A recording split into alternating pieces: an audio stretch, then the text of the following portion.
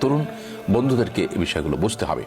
তাছাড়া নতুন বছরের আনন্দ যদি আমাদের নতুন বছরের আগমন যদি আমাদের আনন্দের কারণ হয়, তাহলে যে সময়টাতে আমরা নতুন বছরকে সেলিব্রেট করছি ঠিক তার কয়েক মুহূর্ত আগেই তো একটি বছর শেষ হয়ে গেল।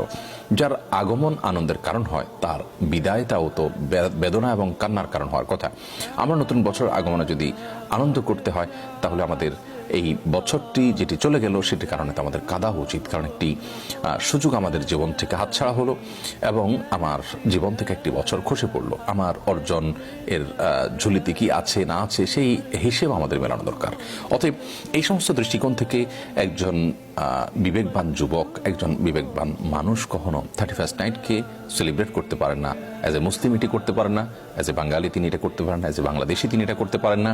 সেই সাথে একজন ন্যূনতম সভ্য ভদ্র মানুষ হিসাবে এটি করতে পারেন না, কারণ রাত 12টা 1 মিনিটে আপনার বিকট আওয়াজে আপনার আনন্দ উৎসবে আশপাশে মানুষের ঘুম হারাম করবে এবং ভয়ঙ্কর একটা পরিস্থিতি তৈরি করবে, নানান বিপদের কারণ হবে, আপনার ঈমান নষ্ট হওয়ার মতো বিষয় হবে।